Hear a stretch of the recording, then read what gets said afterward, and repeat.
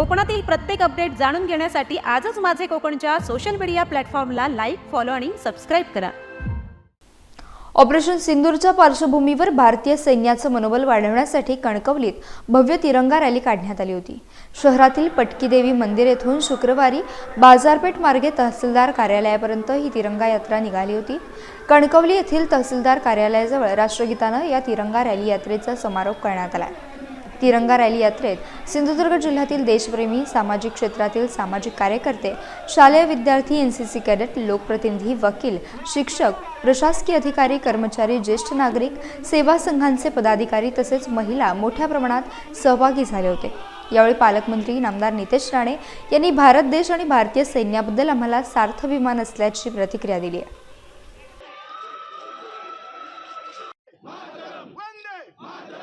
आज कणकवली सिंधुदुर्गामध्ये एक भारतीय नागरिक म्हणून आम्ही सगळेजणांनी तिरंगा यात्रेमध्ये आम्ही सगळेजण सामील झालेलो होतो।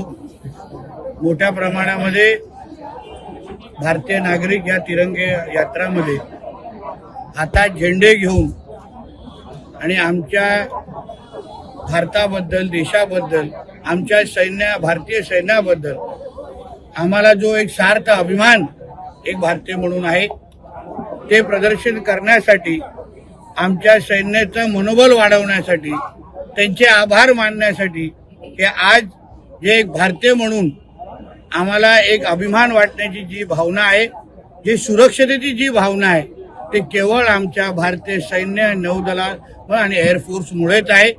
त्यासाठी या तिरंगा यात्रेच्या निमित्ताने जे ऑपरेशन सिंदूर जे आमच्या भारतीय सैन्याने यशस्वी पद्धतीने पार पाडलं, पाकिस्तानला त्याची लायकी दाखवली।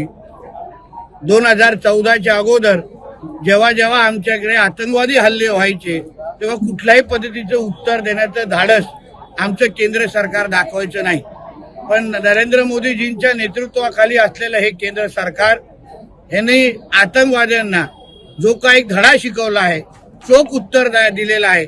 पाकिस्तानला एक सरळ स्पष्ट संदेश दिलेला आहे की तुम्ही अगर आतंकवाद्यांना अगर खत पाणी टाकत असाल तर आम्ही भारत म्हणून तुम्हाला चोख उत्तर देऊ, असा सरळ स्पष्ट संदेश आमच्या भारताने आज नरेंद्र मोदीजींच्या नेतृत्वाखाली दिलेला आहे। आणि आज तिरंगा यात्रेच्या निमित्ताने एक भारतीय म्हणून आम्ही सगळ्या जणांनी एकत्र येऊन आज एक तिरंगाच्या खालती येऊन आम्ही एक स्पष्ट संदेश दिलेला आहे आणि आमच्या सैन्याचे आभार मानले।